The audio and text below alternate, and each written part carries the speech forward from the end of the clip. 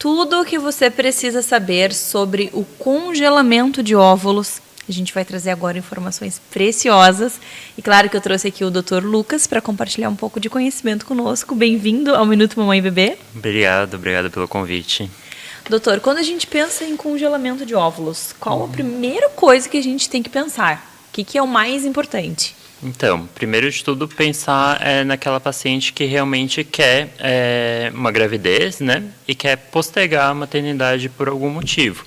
Hoje em dia a gente sabe, né, que o ápice da vida da mulher, ela está chegando ali aos 35, 40 anos, que é quando ela está no ápice da carreira, acabou os estudos, enfim.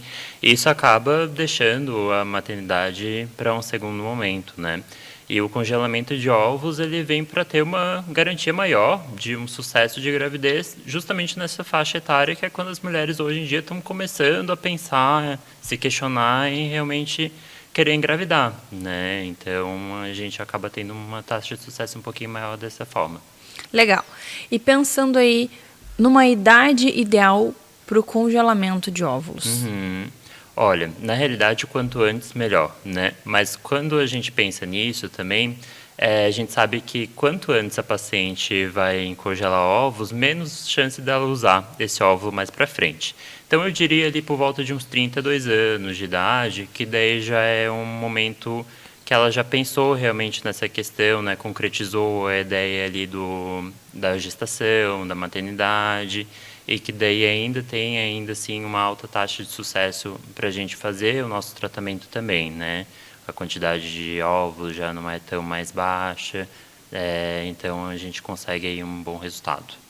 E quando a gente pensa aí nessa questão de congelamento de óvulos, o que a gente precisa entender sobre a importância desse procedimento para a mulher que quer ser mãe? Perfeito. É justamente essa questão ali o impacto da idade, né, na fertilidade feminina. A gente sabe que com o passar da idade, a quantidade de ovos ela cai, né? Uma menina que acabou de nascer é quando a gente tem um ápice de número de ovos, e esses ovos eles já vão decaindo mesmo até a paciente chegar ali na puberdade, né? E quando ela vai engravidar, quando ela pensa em engravidar, essa quantidade ela pode ser ainda menor. E a gente sabe que depois dos 35 anos de idade, essa quantidade de folículos, de ovos, ela já cai bastante.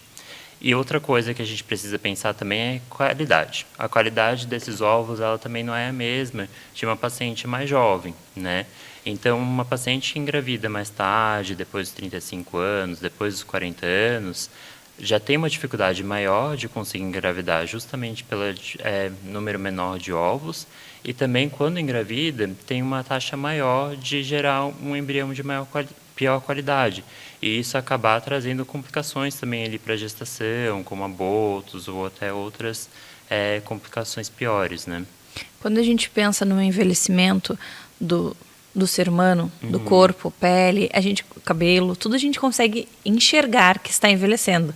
Exato. A pele, o colágeno, o cabelo vai ficando branco, as ruguinhas vão aparecendo. Quando a gente pensa no útero, nos óvulos, nos ovários, tudo isso tem ligação também. Os órgãos envelhecem também.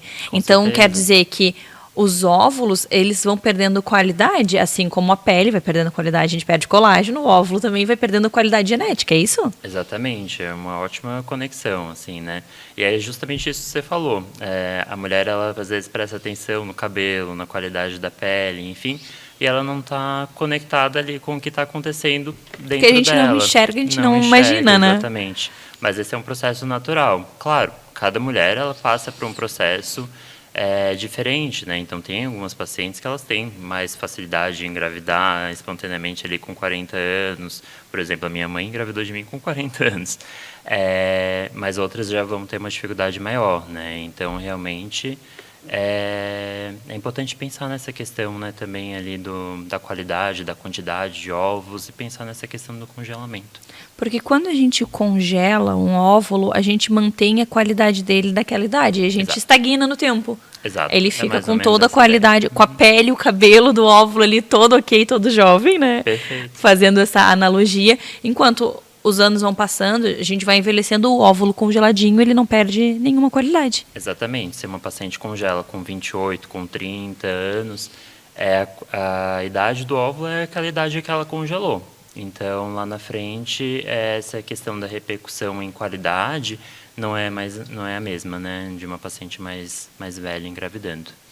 Doutor, e pensando nesse procedimento de congelamento do óvulo, o que a gente precisa entender sobre?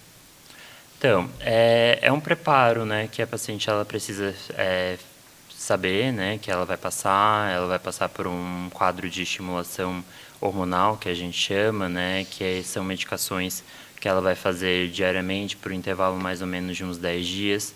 Nesse meio tempo, a gente vai monitorizando o tratamento da paciente, né, a gente faz ultrassons seriados, ultrassons transvaginais, com a intenção de a gente ir avaliando o crescimento dos folículos, para lá na frente a gente indicar o melhor momento para a gente fazer a captação desses ovos, né? A captação de ovos ela é feita em laboratório, ela é feita em centro cirúrgico, na realidade. A paciente é sedada, a gente faz um procedimento também guiado por ultrassom. Nesse ultrassom tem uma agulha com um gel mais calibroso, um pouquinho maior, e a gente aspira folículo por folículo com a intenção de captar esses ovos que estão ali dentro, né? E esses ovos daí eles são vistos ali pela equipe, né, da microbiologia, da genética, que avalia quantos desses ovos são realmente maduros. São os ovos maduros que a gente consegue congelar, que são os ovos maduros que eles podem ser fertilizados mais para frente, né? Então, é mais ou menos essa linha de pensamento. É um procedimento que dura aí mais ou menos uns 12 dias, né, de tratamento e que, às vezes, é uma garantia maior para o resto da vida, né? Eu adorei. Obrigada por dividir tantas informações, tanto conhecimento conosco. E se você quiser entender um pouco mais sobre esse assunto, você vai lá no Instagram do Minuto Mamãe Bebê e digita o @ do doutor, que ele vai dizer aqui para nós, e lá você vai tirar todas as suas dúvidas, porque, como a gente sempre fala, nada substitui uma consulta, né, doutor, para tirar todas as dúvidas, né? Com certeza. Estou aberto aí para esclarecimento de dúvidas, estou aberto para recebê-las também em consultório para a gente conversar mais. O meu Instagram é @GOLucasKinderman. Obrigada e até a próxima. Obrigado também, foi um prazer.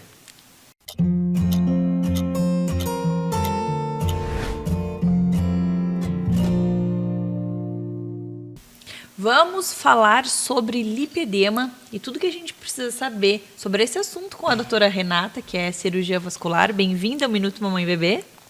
Obrigada, Mari, pelo convite. Agradeço, é um prazer estar aqui com vocês. Rê, quando a gente pensa no lipedema, o que é? Para a gente começar a nossa conversa. O lipedema, ele vai além de um acúmulo desproporcional de gordura nas coxas, né, e nos braços. É uma mulher com um comportamento genético diferente, né? Então, ela não é uma doença da gordura nas pernas, é uma doença do tecido conjuntivo frouxo. Então, não envolve só um acúmulo de gordura que vai se modificando com o passar do tempo ali nas pernas, uma gordura resistente, mas também alterações de articulações, alterações ali no metabolismo dessa paciente, né? A gente tem várias predisposições, por exemplo, a tireoidite Hashimoto, né? É bem comum elas apresentarem 40%. Tem também essas alterações, por ser uma doença do tecido conjuntivo frouxo, a gente tem essa alteração ali na articulação, também no colágeno e na elastina. Então, assim, é uma mulher que ela apresenta mais flacidez ali, uma pele mais flácida, uma dificuldade em criar musculatura, né? Porque a doença ela vai acometer a face muscular, né? E alterações assim como disbiose a gente consegue ver praticamente todas essas pacientes. Laboratoriais a gente pode citar uma ferritina baixa, então uma deficiência de ferro, deficiência de selênio, magnésio, zinco, também vitaminas B12, vitamina D também é bem comum. Uma alteração também nos vasos, nos microvasos, então ela tem um adoecimento ali dessa circulação também associado a essa gordura que adoece cada vez mais com o passar do tempo, quando ela vai se expondo aos seus gatilhos inflamatórios. Olha só, que interessante, a gente pensa que é ali só relacionado ali na coxa, gordura que está ali, mas tem muita coisa por trás disso, né, Rê? E quando a gente pensa na qualidade de vida de uma paciente que tem lipedema e um tratamento, como que seria o tratamento e como que impacta na qualidade de vida da paciente? Eu acho que o primeiro impacto é a gente conseguir controlar as dores, né? São dores limitantes que incomodam a paciente, faz ela dormir mal, às vezes fica com dores nas pernas à noite, né? E eu acho que também um impacto bem positivo que a gente tem quando a gente faz o diagnóstico é psicológico. Porque é uma mulher que já faz um monte de dietas, né? Ela tem assim, ela pensa, tem algo de estranho comigo. Ou então eu não estou fazendo direito, né? Por que todas as minhas amigas conseguem emagrecer e eu não, né? Então, traz esse alívio para saber que não é culpa dela, trata-se de uma doença, né? Não é ela comendo cada vez menos, tendo restrições calóricas importantes, que ela vai melhorar. Não é esse o caminho que ela vai seguir. Então, essa mulher, ela sente um alívio muito grande, né? Um acalento e também uma esperança que ela pode fazer diferente e ter resultados diferentes, né? E aí, pensando no tratamento, o que vem pela frente quando a gente chega nesse diagnóstico? Então, a principal coisa, a principal base do tratamento do lipedema é a gente melhorar a dieta da paciente, né? Então, eu falo que a partir depois do diagnóstico, nós vamos montando um quebra-cabeça dessa paciente. Nós vamos conhecendo o que inflama mais, quais são os alimentos que a inflamam mais. A gente tem aí uma sensibilidade ao glúten, assim, beirando aos 80% dessas mulheres. Então, assim, se a gente for fazer um teste de sensibilidade ao glúten, a maioria vai ter essa sensibilidade ao glúten. Mas o que a gente orienta é uma dieta anti-inflamatória, né? Além da restrição do glúten, fica ali uma restrição de açúcares, né? Diminuir a questão com açúcares. E são mulheres que gostam bastante de carboidrato, elas têm uma preferência. Isso aí é muito pela questão hormonal da doença. Então, porque no lipedema a gente tem um excesso de estrogênio, né, circulante e uma resistência à ação da progesterona. Então, é uma mulher que biologicamente ela prefere um doce, né, um carboidrato, né? Então, essa dieta, a gente ajustar essa dieta, diminuir essa ingestão de carboidratos, principalmente, né, de açúcares, de alimentos ultraprocessados, né? E a gente colocando ali também alimentos bons que vão deixar a microbiota dela melhor, né? Modulando essa microbiota intestinal, porque o lipedema ele começa ali no intestino, através de um intestino que não está saudável, que está com desbiose. E através ali o intestino é a porta de entrada dessa inflamação. Então, através desse intestino que não está bom, que não está saudável, vão entrar toxinas inflamatórias, né, ali pela corrente linfática sanguínea desse trato digestivo, que vão se instalar ali na gordura lipedêmica, causando uma inflamação crônica, uma formação ali de fibrose, aquela gordura ela fica enrijecida, né? Ela fica com aquele aspecto de celulite. E então, como a gente estava falando, né, a base do tratamento do lipedema é a gente desinflamar essa paciente, que vai passar, claro, por um conhecimento melhor de quais são os gatilhos que cada paciente tem, né? Por exemplo, tem mulheres que inflamam com clara de ovo, né? Então, é bem interessante a gente mapear, né, essa dieta, né, mapear o que vai ser agente inflamatório para essa mulher. Eu adorei. Muito obrigada por compartilhar tanto conhecimento conosco e até a próxima. Obrigada, Mari.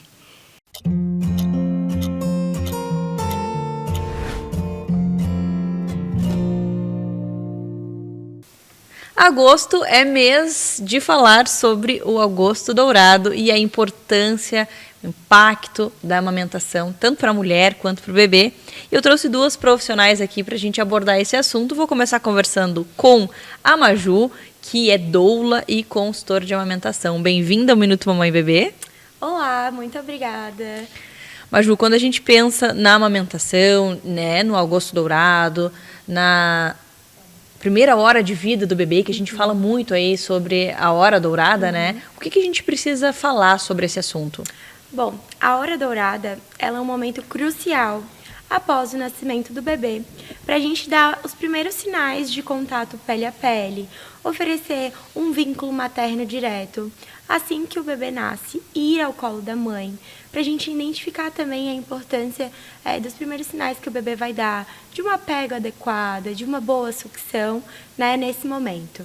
E a gente sabe que não nascemos sabendo amamentar. Então, é muito importante a gente ter um profissional capacitado para nos ajudar nesse momento, visto que são tantos benefícios, né, Maju? Exatamente. Ter um profissional que vai estar ali dando todo o suporte, fazendo toda a parte de acolhimento emocional, de informativo para a gestante, né?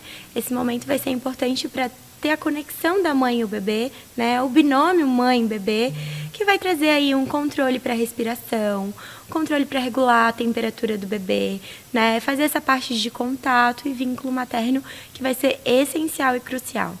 A gente fala também aí sobre a importância da amamentação para o bebê e para a mãe. Poderia citar alguns aspectos aí, algumas nutrientes, enfim, por que é tão importante a amamentação?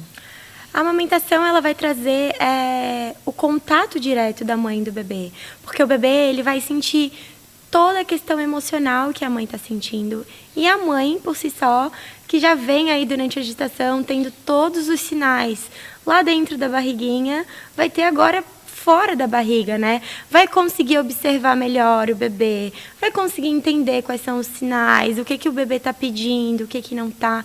Então, é muito importante que a mãe e o bebê eles estejam em contato direto, né? Que esse vínculo ele seja estabelecido desde os primeiros momentos, né?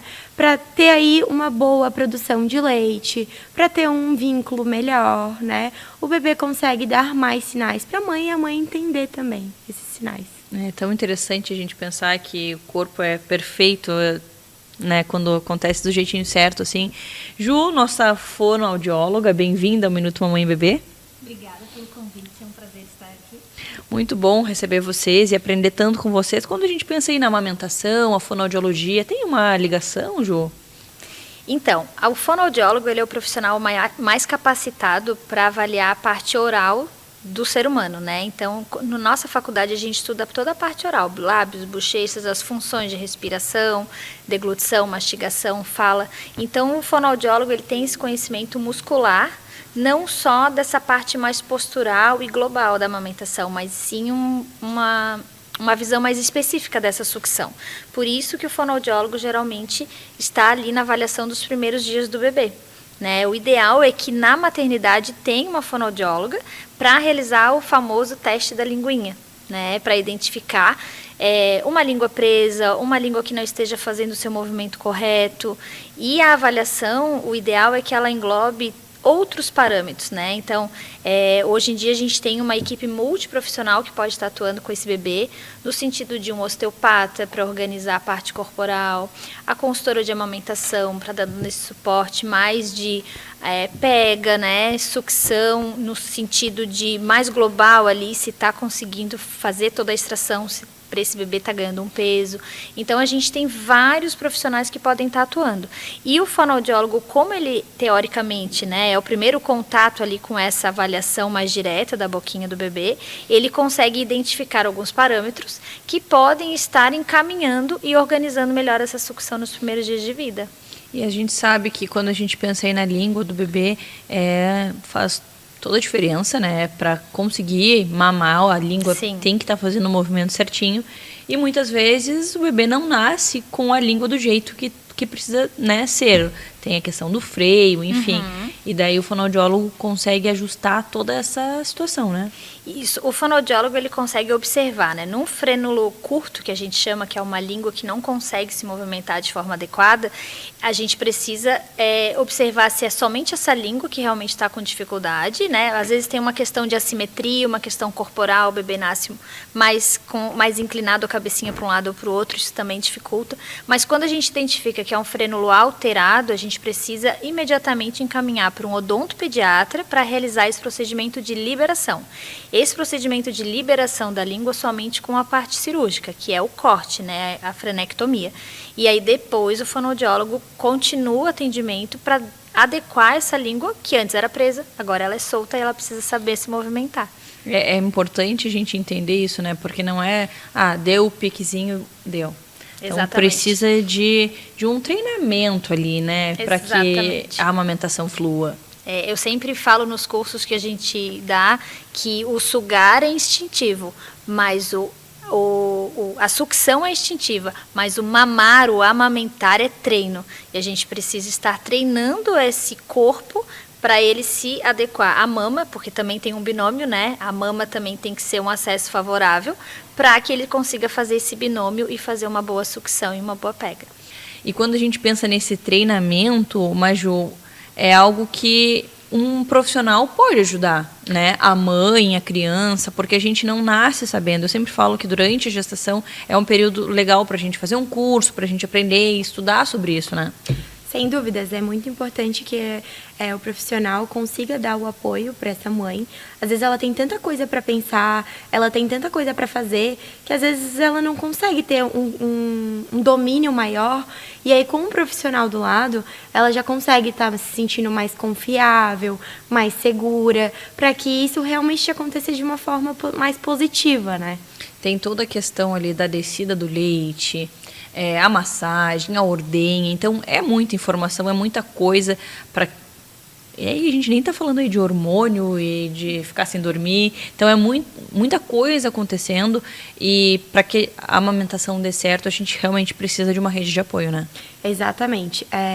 Como você falou, é muito importante que a gente identifique que existem várias questões aí para a mãe estar pensando, né? Para a mãe estar se preparando nesse momento. E ter uma rede de apoio é o essencial, né? Porque a rede de apoio, ela vai dar o suporte que a mãe precisa nesse momento.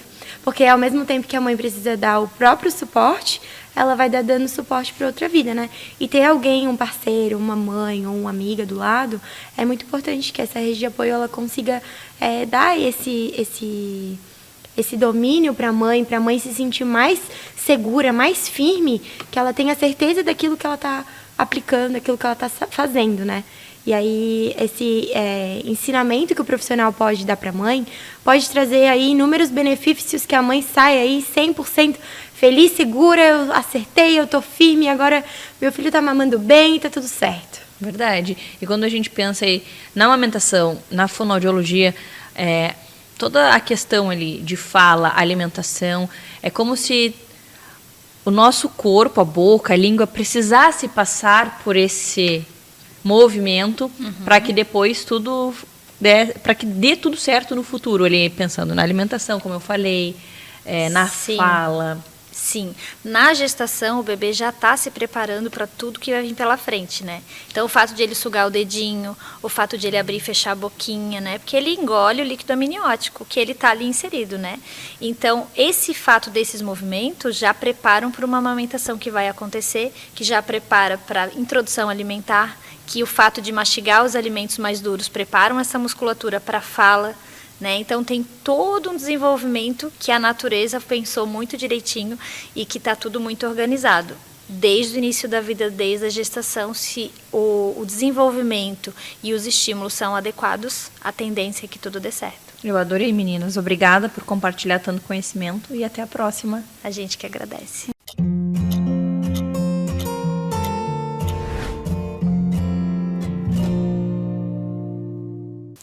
Você já ouviu falar em fisiatria?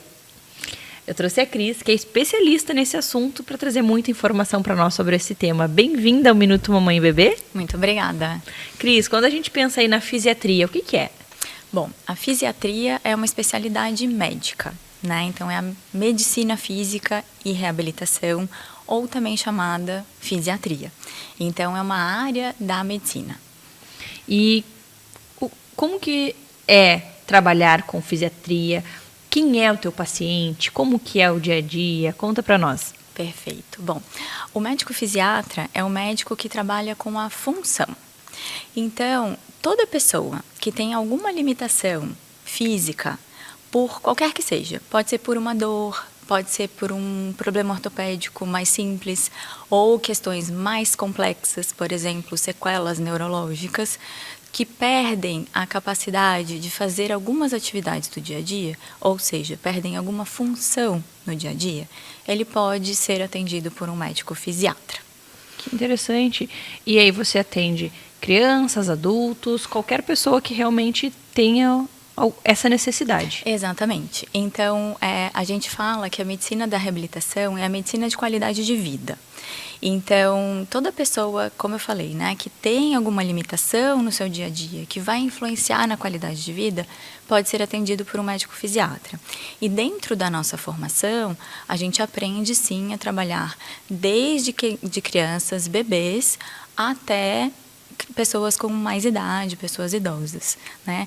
É claro que nem todos os colegas vão atender todas as faixas etárias, né? Como qualquer área da medicina, muitas vezes a gente ainda subespecializa. Mas o médico fisiatra, ele tem tudo isso dentro da sua formação. Que interessante. E o que mais aparece, Cris, no consultório? Bom, as queixas de consultório, assim, as que mais encaminham para o médico fisiatra acabam sendo as dores, né? É muito comum a pessoa acabar procurando o fisiatra por uma questão de dor aguda ou crônica, mas são as queixas que mais fazem as pessoas procurarem um médico fisiatra, mas também pessoas com sequelas neurológicas. A gente sabe que hoje em dia, dentro da nossa sociedade, o acidente vascular cerebral, né, também o AVC, o derrame, como muitas pessoas acabam conhecendo, tem aumentado, né, e tem acontecido inclusive em pessoas mais jovens. Toda pessoa que tem uma sequela neurológica, seria muito interessante que ela tivesse um médico fisiatra na sua equipe. Como que acontece esse acompanhamento? O que o médico fisiatra faz com uma pessoa com uma sequela? Então, o médico fisiatra, ele vai avaliar não só a história da doença, né? Vai avaliar quais foram as sequelas que aquele acidente, que aquela lesão causou na pessoa e como que essas sequelas estão impactando no dia a dia.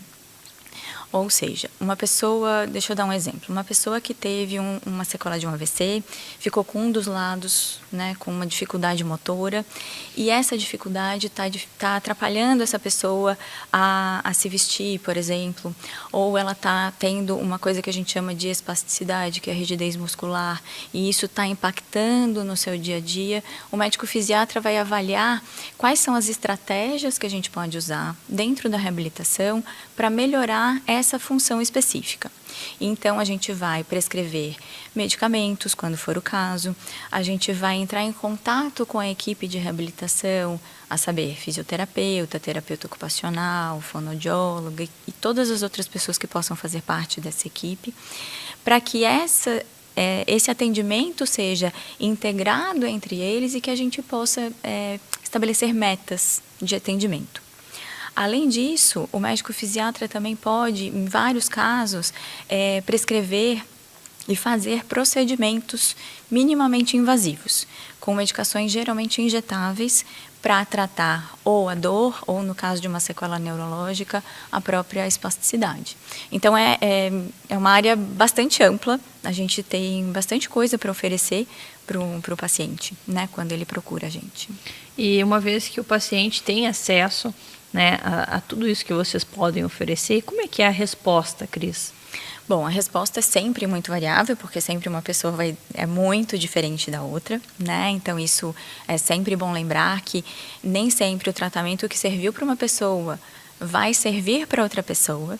Então, né, a gente sabe que pacientes muitas vezes até entram em grupos, né? Hoje em dia as redes sociais, as redes de WhatsApp, elas acabam fazendo com que as pessoas consigam muitas informações, mas é importante saber que nem sempre uma coisa que foi prescrita para uma pessoa vai funcionar da mesma maneira para outra. Então, isso já é importante, né? Saber como que os tratamentos podem ser diferentes de acordo com cada um.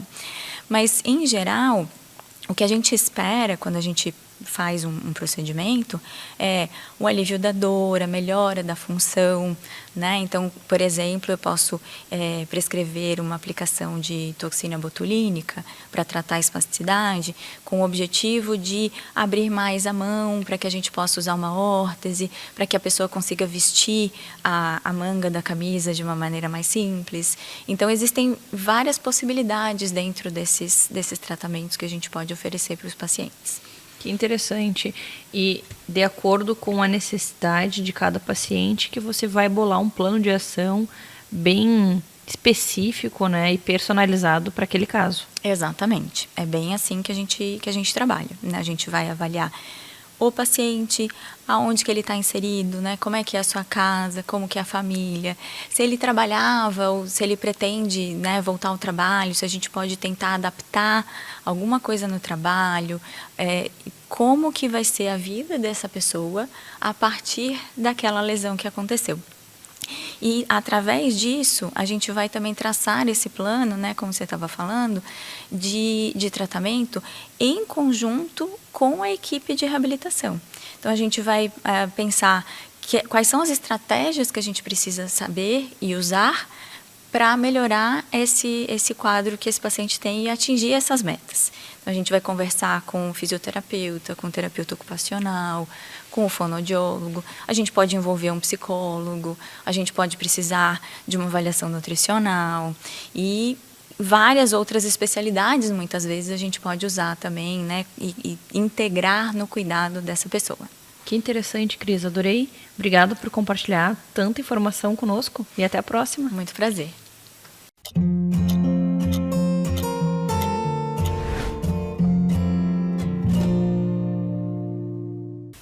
O nosso assunto é cirurgia íntima. E a doutora Monique vai trazer todas as informações para nós sobre esse assunto, a nossa ginecologista. Bem-vinda ao Minuto Mamãe e Bebê. Obrigada, Mari, obrigada. É um prazer estar aqui com vocês. Quero trazer bastante informação legal para um assunto que, de certa forma, às vezes ainda é um tabu, né? A gente não vê muita mulherada falando sobre isso, fala mais com quem é mais próximo, com as amigas, né? Mas a cirurgia íntima tem crescido muito no Brasil, é uma das cirurgias que mais cresce, inclusive, de cirurgias plásticas, né? Porque ela é considerada, de certa forma, uma cirurgia plástica. Então, eu vim trazer bastante informação boa para vocês sobre isso. Um dos mitos da cirurgia íntima é que as mulheres só procuram por estética. E, na verdade, não é bem assim que acontece. Claro que tem muitos casos por estética também, que precisa, né? Por exemplo, depois de um parto, às vezes tem algum trauma na região, às vezes é uma estrutura muito maior, que incomode o dia a dia, mas na grande maioria das vezes é funcional o problema. Então, essas mulheres não conseguem usar uma roupa mais apertada, começa a fazer, por vezes, até cortes ali na região, fissuras. Então, na relação também atrapalha bastante, por vezes a gente não consegue usar um biquíni, então na maioria das vezes é funcional mesmo, a questão não é só estética, né? E essa cirurgia veio aí com tudo para trazer muito conforto para a mulherada. Que legal, e a gente falando mais especificamente da cirurgia, é um procedimento que acontece em consultório, precisa de uma internação, é um procedimento que leva bastante tempo, como que funciona? Não, ele é um procedimento rápido, de certa forma, assim, a gente leva, claro, até fazer toda a preparação e tudo mais, vai mais ou menos umas 2 horas, mas o procedimento é entre 1 hora e 1 hora e pouquinho. Normalmente a gente faz em consultório, sempre, claro, uma sala de procedimento preparada, que tenha todo o cuidado para a cirurgia ser bem segura, mas é sob anestesia local. A grande maioria das pacientes faz a cirurgia ele mexendo no celular, então é bem confortável, não costuma trazer grandes problemas. Tem algumas pacientes que são um pouquinho, não querem passar pela cirurgia sobre, assim, vendo tudo, né, acompanhando, então a gente também tem a opção de fazer com sedação. Faz sedação nesse consultório mesmo, não precisa daquela coisa toda de internamento, ter que passar, né? Dizer que cirurgia, muitas mulheres não querem chegar no hospital e falar que tipo de cirurgia vai fazer, por ser uma coisa mais pessoal. Então, a gente consegue fazer tudo isso no consultório. Que interessante. E existe alguma demanda aí no pós-operatório? O que vocês indicam? O pós-operatório é tranquilo, tem um pouco de dor e um pouco de inchaço na região. A dor é bem tranquila e costuma aliviar só com gelo, porque é o inchaço que causa esse desconforto. Então, a gente pede que essas pacientes fiquem uns 7 a 10 dias mais quietinhas, mas nem pelo desconforto, mas para poder tomar os cuidados devidos. Então, fazer gelo várias vezes ao dia para evitar o inchaço, para evitar sangramento, usar roupas mais largas, não ficar com nada muito abafado ali na região, para que a cicatrização ocorra bem tranquilamente. Mas é um pós-operatório bem tranquilo. Quando a gente pensa numa paciente que faz a cirurgia íntima, antes de ter filho, depois que ela tem filho, isso pode mudar? Pode acontecer de ter a necessidade de fazer uma cirurgia novamente? Ela pode fazer novamente? Várias perguntas em uma pergunta só. Imagina. Assim, normalmente quando a gente tem alguma laceração grande de pequenos lábios durante o parto, por exemplo, é em função do tamanho. Mas sim, por vezes, lábios pequenos também podem sofrer alguma laceração. Pode fazer antes do parto? Pode, sem problema nenhum. Existe a possibilidade de, depois do parto, precisar de algum ajuste fino? Existe, mas a gente pode fazer isso tranquilamente depois do parto também. Não tem problema, não. Que interessante. E pensando no pré-operatório, o que a gente precisa saber sobre esse momento? Então, pré-operatório, o mais importante é fazer uma boa avaliação e escolher um bom profissional, né? Escolher alguém que tenha experiência na área, alguém que tenha convívio ali com a região íntima. A gente sempre fala bastante sobre isso entre ginecologistas, que a gente vive isso, né? Faz muito exame íntimo, faz muito exame físico, olha bem a vulva, conhece milhares de pacientes, então a gente tem muito dia a dia dessa região. Então, escolher um bom profissional que entenda, que saiba o que é fisiológico, o que fica bom, o que não fica bom, é essencial, tá? E avaliar, e ir atrás, na verdade, de uma boa avaliação. Então, toda vez que uma paciente chega para mim, eu mostro para ela todos os antes e depois das cirurgias, eu falo para ela o que ela vai esperar desse pós-operatório. Então, a gente tem que alinhar as expectativas, né? Tem que mostrar o que a gente consegue fazer por uma cirurgia e o que a gente não consegue. Então, isso tudo é muito importante para que o resultado no pós-operatório seja o esperado e que não cause e não gere frustrações, né? Então, vai mais por aí. Entendi. E um exemplo, se a paciente está menstruada, ela não pode fazer a cirurgia nesse dia? Pode? Como que funciona essa questão? Pode sim. Inclusive, isso gera bastante confusão com as pacientes, inclusive com a consulta ginecológica, né? A gente não tem problema nenhum com menstruação, tá tudo certo. A única coisa é que a gente não consegue coletar o preventivo, mas cirurgia, consulta, avaliação, se precisar de exame físico, não tem problema nenhum. Realmente a pessoa tem as mulheres, né, essa questão aí da menstruação, não pode fazer exame, que dirá fazer uma cirurgia, mas quando a mulher está menstruada, ela fica com a região mais sensível, porém, vai ter uma anestesia ali que não vai mudar. Isso, a gente fica um pouco mais sensível à dor, sim, é esperado, né, em função da alteração hormonal ali, mas o que a gente faz na hora da cirurgia? A gente faz um anestésico tópico primeiro, então, para que na hora que a gente faça a introdução da agulha para fazer o anestésico injetável, já para que não tenha tanto desconforto. Então, a gente faz todo um preparo, sabe? Claro que se quiser esperar uns diazinhos ali depois da menstruação, não tem problema, mas a gente toma todo um cuidado para que não tenha nenhum desconforto a mais, nem nada do tipo. Que legal. E pensando em idade, qualquer paciente pode fazer, como que funciona? Qualquer idade. O que a gente tem percebido assim é que tem algumas pacientes que já vêm desde a infância ali com o aumento dos pequenos lábios, então já nasce com essa hipertrofia que a gente fala. Então essas pacientes buscam a gente mais cedo. Elas vêm ali logo depois da adolescência, entre os 18, 20 e poucos anos. Em compensação, outras mulheres, um pouco numa idade mais para frente, também procuram a gente, porque o que acontece? O que a gente percebe? Não sei se vocês percebem, mas com o passar do tempo, por exemplo, as nossas bochechas vão perdendo gordura e a gente vai ficando mais magrinha aqui na região. E a região íntima é mais ou menos a mesma coisa. Então, o grande lábio que sustenta ali, ele vai perdendo gordura. Então, essas mulheres, como vai ficando mais magrinho, elas percebem mais o pequeno lábio e o pequeno lábio fica mais aparente. Então, a gente tem 2 faixas etárias de maiores buscas. Uma na adolescência e essas pacientes que estão ali no climatério, na perimenopausa, que também procuram mais por causa disso. Entendi. Eu adorei. Obrigada por compartilhar tanto conhecimento conosco e até a próxima. Até, obrigada. Foi um prazer.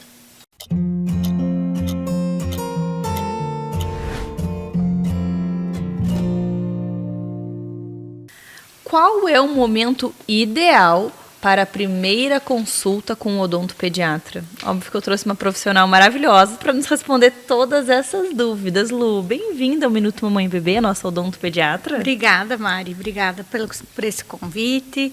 Obrigada pelo interesse nesse tema que é tão importante. É muito importante e gera muitas dúvidas, né? Então, quando a gente pensa nessa primeira consulta para ver a boquinha do bebê, qual é a idade ideal?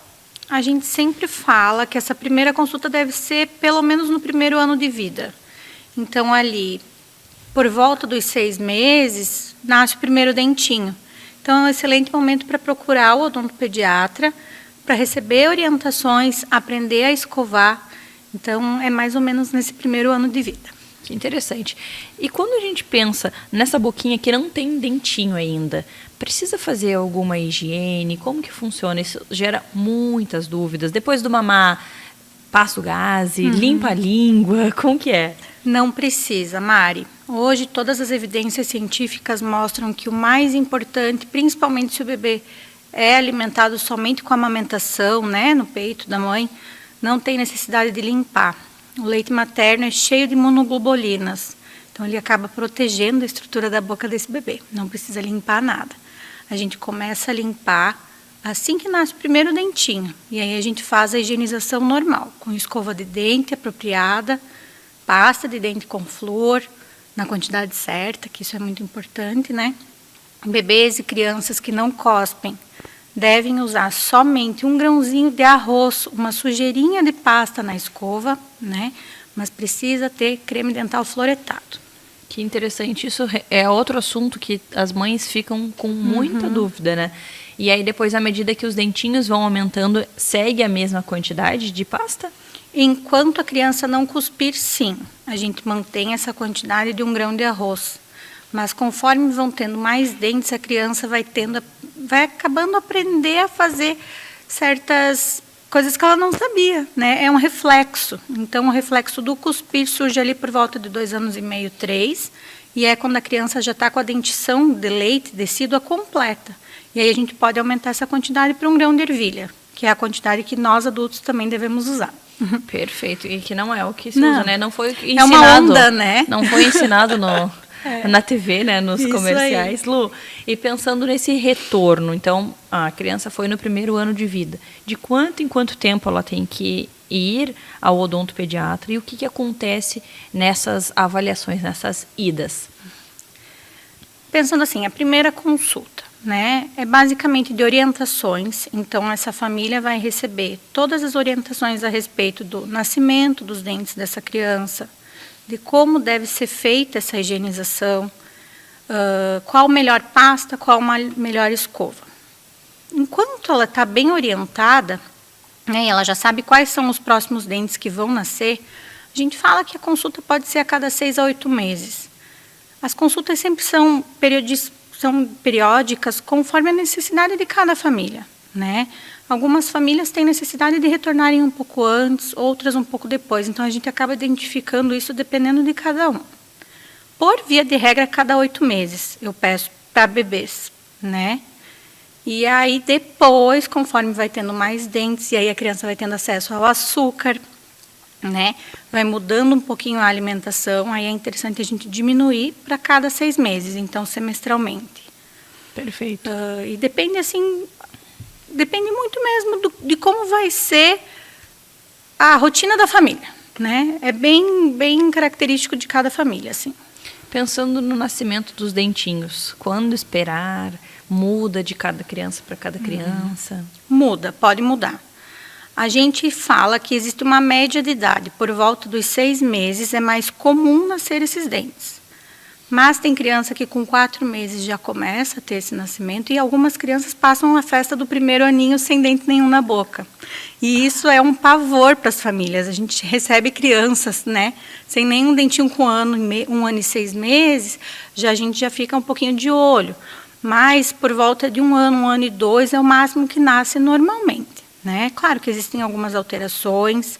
Caso existam, a gente consegue diagnosticar com radiografias e tudo mais, mas por média 6 meses. Mas se acaso o filho tem 1 ano, ainda não nasceu nenhum dente, calma, tá tudo certo. Ainda está tudo sob controle. E quando a gente pensa, né, no primeiro dentinho que vai cair, tem uma idade também esperada? Tem. Por média também, por volta de 6 anos, né? Quando nasce muito cedo, o dente de leite, ele cai mais cedo também. E mesma coisa para dentes que nascem muito tarde, eles acabam caindo mais tarde. Mas é por volta dos 6 anos que a gente inicia a troca dentária. E aí é aquela coisa, cai um monte de dente de leite, vem um monte de dente permanente e fica uma bagunça. Dente de leite misturado com dente permanente. Pensando na questão da higiene bucal, fio dental, raspador de língua, sim, não, quando entrar? A gente fala que, vamos falar por fases. Para bebês, né, enquanto é só um bebezinho pequenininho, que só toma leite materno, está iniciando a sua introdução alimentar, os dentes são bem separados um do outro, então a gente consegue fazer a higienização somente com escova e pasta. Caso esses dentes sejam muito juntinhos, né, a gente já tem a necessidade do fio dental, por exemplo. Raspador de língua, limpeza de língua de bebê é mais complicado. Conforme a criança vai crescendo, aí ali por volta de 2 anos, 2 anos e meio, a criança já tem os molares descidos. E aí sim, precisa do fio dental, porque entre os molares acumula mais sujeira, né? Então, uma vez por dia precisa usar o fio dental. E o raspador de língua é interessante, né? É maravilhoso, remove todo aquele biofilme, principalmente à noite, que é quando a gente produz menos saliva e as bactérias acabam se proliferando mais. É interessante sempre raspar a língua, tá? E isso depende muito também de criança para criança. Tem criança que tem mais náusea, então não consegue limpar tão bem a língua, então tem que ir aos pouquinhos.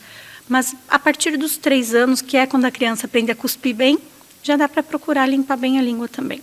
Eu adorei. Obrigada por todas essas informações. Espero que você tenha gostado e até a próxima. Obrigada, muito obrigada.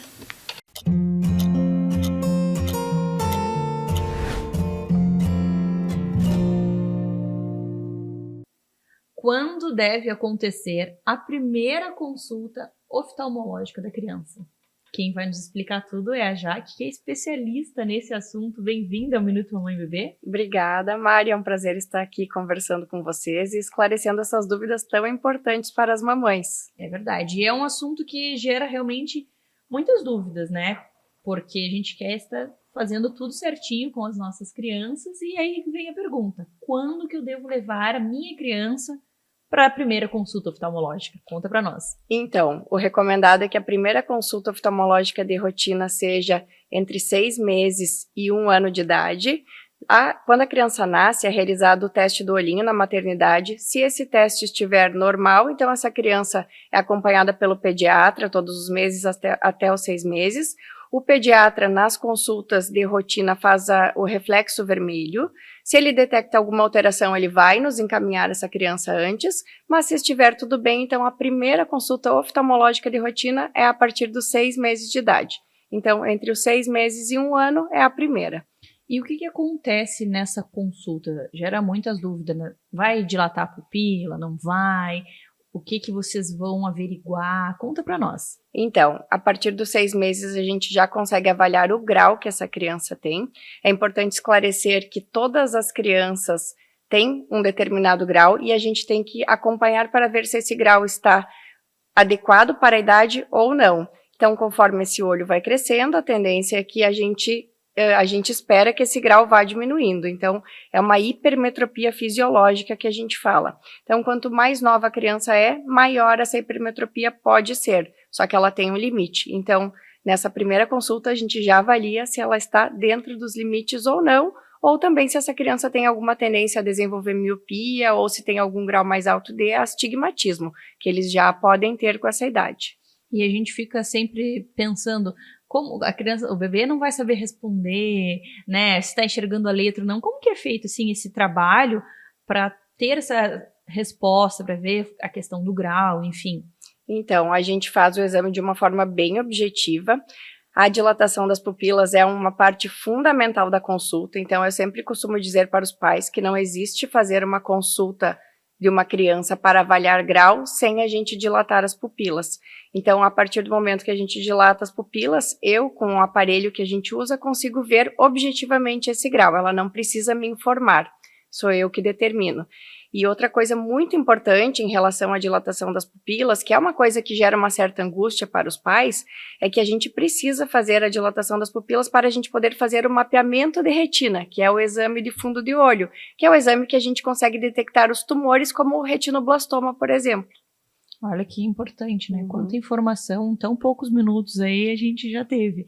E aí, pensando depois dessa primeira consulta, a gente sabe que cada caso é um caso, então cada criança vai ter ali uma demanda, né? Alguns vão precisar de um tratamento, alguns já estão liberados, mas assim, na maioria dos casos, como que você passa para os pais? Quanto tempo vocês precisam voltar? Até que idade tem que vir de tanto e tanto tempo? Como que funciona essa parte? Então, essa primeira consulta vai ser entre os 6 meses e 1 ano. Se dentro dessa consulta eu verificar que esse grau dessa criança está adequado para a idade, que ela não tem nenhum outro problema, nenhuma outra alteração, geralmente eu deixo um retorno para 1 ano, né, uma nova consulta em 1 ano. Mas se ela tem um grau limítrofe ou se ela já precisa usar óculos nesse primeiro momento, então a gente reduz, né, esse espaçamento entre as consultas. Então, normalmente, se é uma questão de grau, de óculos, eu prescrevo os óculos, peço um retorno da criança com os óculos para ver se ela está se adaptando, ver como ela está fixando melhor esses objetos, que a gente faz aquela detecção ali num primeiro momento na consulta. E a partir disso a gente determina essa periodicidade. Mas geralmente se a criança não tem nenhum problema, eu peço uma consulta 1 vez por ano. E para o resto da vida é assim? 1 vez por ano? Então, normalmente se a criança tem esse grau de hipermetropia, ou se ela já tem miopia ou astigmatismo, que ela vai precisar de óculos, eu sempre peço um retorno de 6 em 6 meses, porque como eles estão em crescimento, o tamanho do olho também muda.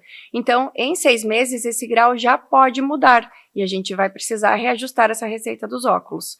Se é uma criança maior, já uma criança ali na pré-adolescência, que ela já está com um grau sem um aumento progressivo nas últimas consultas, a gente pode espaçar 1 vez por ano.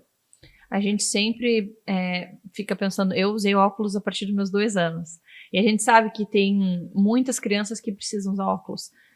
Hoje em dia tem muitos modelos, e isso facilita também, né, doutora, a adaptação das crianças. O que você vê no consultório? As mães comentam que foi tranquilo, desafiador?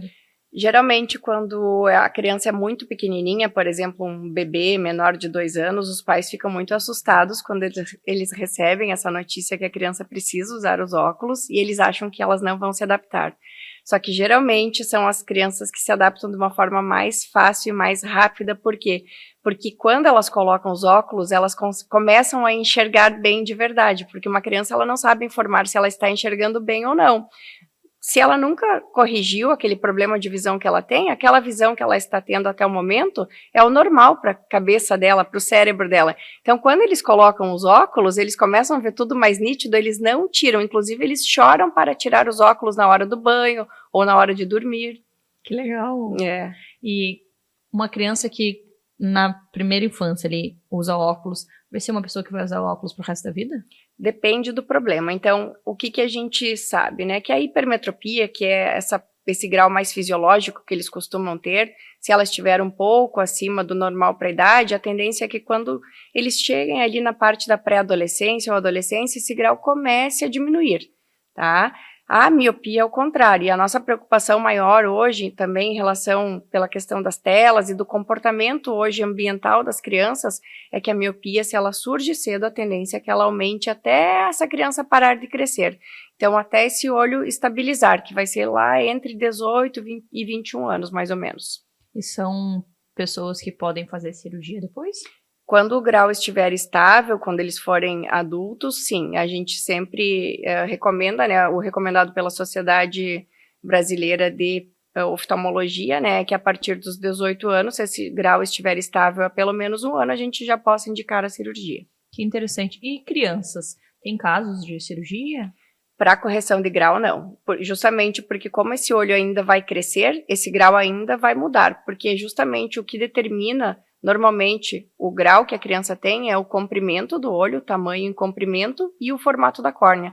Então, enquanto eles estiverem crescendo, esse grau ainda pode mudar. Entendi, adorei. Obrigada por dividir tanta informação conosco e até a próxima. Até a próxima.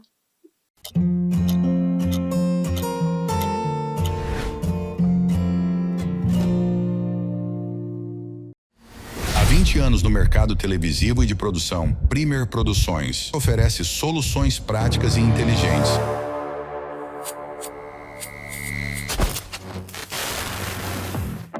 Com qualidade e confiabilidade na implantação, administração e gerenciamento de programação de rádio e TV. Veja o resultado através do portfólio.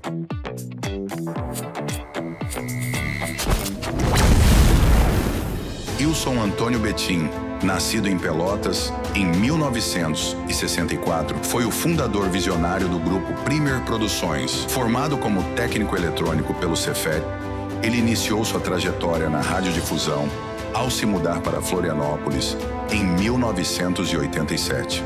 Com uma carreira sólida em grandes empresas de mídia, Betim realizou seu grande sonho em 1996, fundando a Premier Produções. A Premier trouxe inovações importantes ao cenário da comunicação, especialmente com a criação e operação de TVs legislativas em diversas câmaras municipais. Sua liderança foi crucial para ampliar o acesso à informação e fortalecer a transparência governamental. Ilson Antônio Betim faleceu em 2022, deixando um legado de pioneirismo e dedicação à comunicação. Seu trabalho continua inspirando a busca por inovações no setor.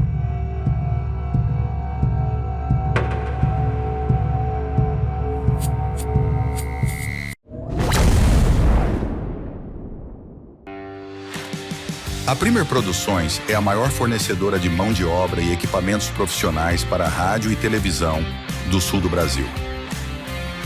Atuando nas regiões Sul e Sudeste, somos especialistas na transmissão de eventos esportivos, feiras, leilões, shows e programas de TV. Nosso diferencial é a operação de TVs legislativas, com concessões em câmaras municipais de Blumenau, Jaraguá do Sul, Pouso Alegre, São José, Pelotas e na Assembleia Legislativa de Santa Catarina com a rádio. Além disso, a Premier Produções é reconhecida por sua experiência em radiodifusão, multiprogramação digital e tecnologia broadcast, oferecendo soluções de alta qualidade em transmissão audiovisual. Nossas parcerias estratégicas com empresas como Intelsat, Embratel e Hispasat garantem a robustez e confiabilidade dos serviços via satélite. Premier Produções, líder em soluções de radiodifusão e comunicação legislativa.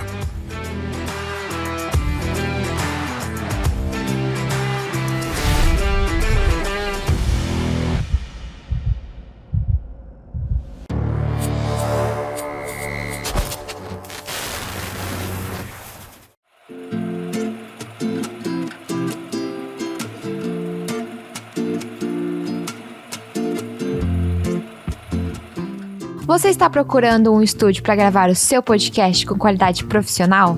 O nosso estúdio oferece tudo o que você precisa. E sabe qual é o nosso grande diferencial? A oportunidade de ter o seu conteúdo exibido em nosso canal de televisão.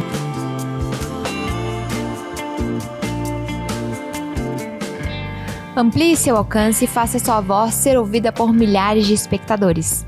Agende agora mesmo uma visita ao nosso estúdio e veja como a gente pode elevar o seu conteúdo. Marque uma visita pelo nosso site www.primertv.com.br ou entre em contato pelo nosso WhatsApp, onde o QR Code está aqui no canto da tela. Não perca essa oportunidade única de elevar o seu podcast ao próximo nível e ganhar visibilidade na TV.